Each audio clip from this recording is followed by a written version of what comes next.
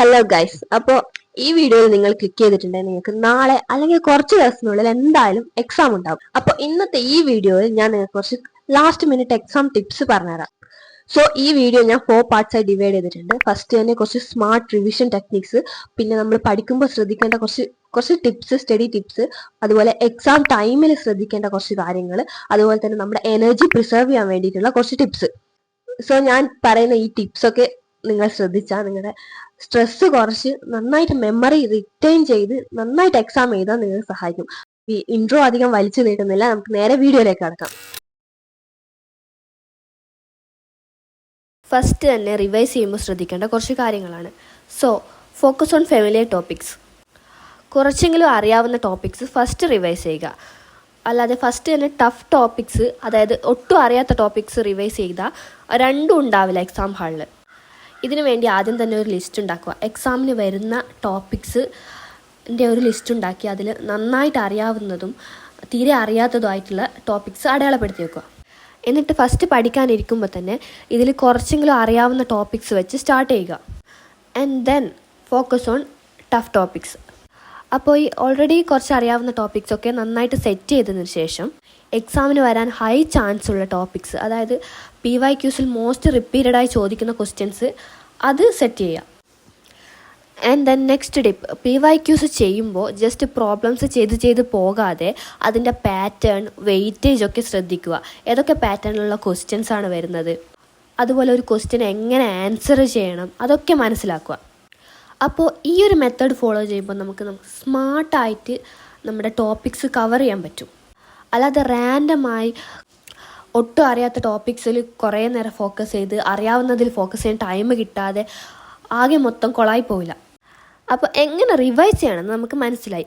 അപ്പോൾ നമ്മൾ പഠിക്കുമ്പോൾ അത് മനസ്സിൽ ഉറക്കാൻ വേണ്ടിയിട്ടുള്ള കുറച്ച് സ്റ്റഡി ടെക്നിക്സ്, അതായത് കുറച്ച് സ്റ്റഡി ടിപ്സ് ഞാനിപ്പോൾ പറഞ്ഞുതരാം. ഈ ടിപ്സ് ലാസ്റ്റ് മിനിറ്റ് സ്റ്റഡി ചെയ്യുമ്പോൾ ഭയങ്കര യൂസ്ഫുള്ളാണ്. So first one, teach a wall. അപ്പോൾ ഈ ഒരു മെത്തേഡ് ഞാൻ ഇതിന് മുന്നേ പറഞ്ഞിട്ടുണ്ട്.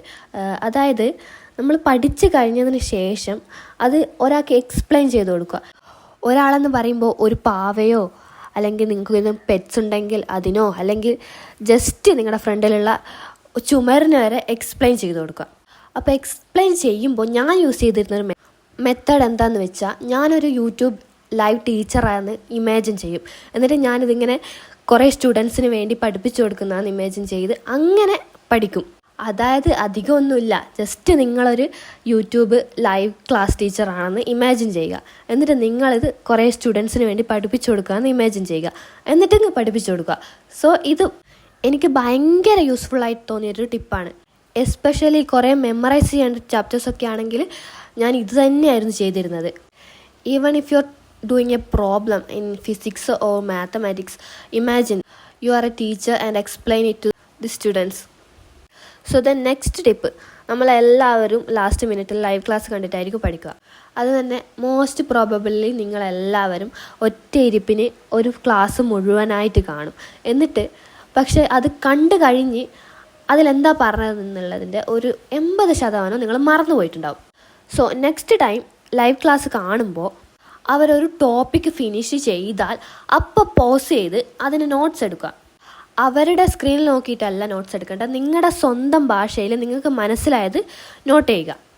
അതായത് എത്ര ടൈം റിവിഷൻ. അപ്പോൾ നിങ്ങളൊരിക്കൽ ക്ലാസ് കണ്ട് പിന്നെ അത് നിങ്ങൾ വീണ്ടും പോയി കാണേണ്ടി വരില്ല റിവൈസ് ചെയ്യാൻ വേണ്ടി. അപ്പോൾ ക്ലാസ് കാണുമ്പോൾ അതിൽ തന്നെ കോൺസെൻട്രേറ്റ് ചെയ്യുക, വേറെ എവിടെ ശ്രദ്ധിക്കാതെ. എന്നിട്ട് പോസ് ചെയ്ത് അതിൻ്റെ നോട്ട്സ് എടുക്കുക. അതിന് ഫിസിക്സ്, മാത്സ് പോലത്തെ സബ്ജക്ട്സ് ആണെങ്കിൽ അവരൊരു പ്രോബ്ലം ചെയ്യുമ്പോൾ അതിൻ്റെ മെത്തേഡ് നന്നായി ഡീറ്റെയിൽ ആയിട്ട് മനസ്സിലാക്കുക. എന്നിട്ട് അവരത് ചെയ്ത് കഴിഞ്ഞാൽ വീഡിയോ പോസ് ചെയ്ത് സ്വയം ആ പ്രോബ്ലം ചെയ്ത് നോക്കുക. സോ ഇത് എക്സാമിന് വരുമ്പോൾ നിങ്ങൾക്ക് സ്വന്തമായിട്ട് ചെയ്യാൻ കുറച്ചും കൂടി ഈസി ആയിട്ട് സാധിക്കും ഈ ഒരു മെത്തേഡ് ഫോളോ ചെയ്താൽ. ഇതുവരെയുള്ള വീഡിയോ നിങ്ങൾ എൻജോയ് ചെയ്തിട്ടുണ്ടെങ്കിൽ സബ്സ്ക്രൈബ് ചെയ്യാൻ മറക്കണ്ട. അതുപോലെ നിങ്ങൾക്ക് ഏറ്റവും ടഫായിട്ടുള്ള സബ്ജക്റ്റ് ഏതാണെന്ന് കമൻറ്റ് ചെയ്യാനും മറക്കണ്ട. ദെൻ നെക്സ്റ്റ് സ്റ്റഡി ടിപ്പ് എന്താണെന്ന് വെച്ചാൽ, സ്റ്റഡി ട്വൈസ്. നിങ്ങളെല്ലാവരും സ്പേസ്ഡ് റിപ്പറ്റേഷനെ പറ്റി കേട്ടിട്ടുണ്ടാകും. അതായത് നമ്മുടെ മെമ്മറി കുറയുന്നതിനനുസരിച്ച് സ്പേസ് ചെയ്ത് പഠിക്കുമ്പോൾ അത് കുറേ കൂടി കാലം റിറ്റേൺ ചെയ്യും.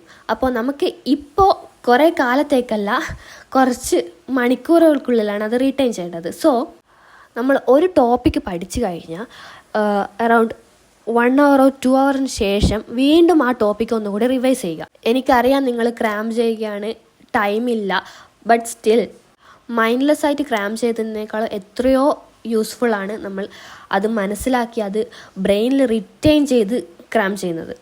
എസ്പെഷ്യലി ഫോർ ടഫായിട്ടുള്ള ടോപ്പിക്സിന് ഒരിക്കൽ പഠിച്ചതിന് ശേഷം വീണ്ടും അതൊന്നുകൂടി കുറച്ച് സമയത്തിന് ശേഷം പഠിക്കുന്നത് അത് നന്നായിട്ട് ബ്രെയിനിൽ റിറ്റെയിൻ ചെയ്യും. നമുക്ക് എക്സാം ഹാളിൽ നന്നായിട്ട് അത് എഴുതാനും സഹായിക്കും.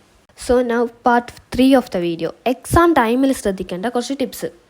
First one, do a memory dump.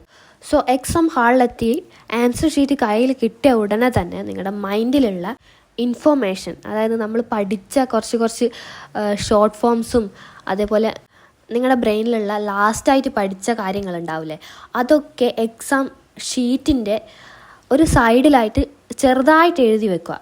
Question പേപ്പറിൻ്റെതല്ലേ, answer പേപ്പറിൻ്റെ സൈഡിലായിട്ട് പെൻസിലുകൊണ്ട് എഴുതി വെക്കുക.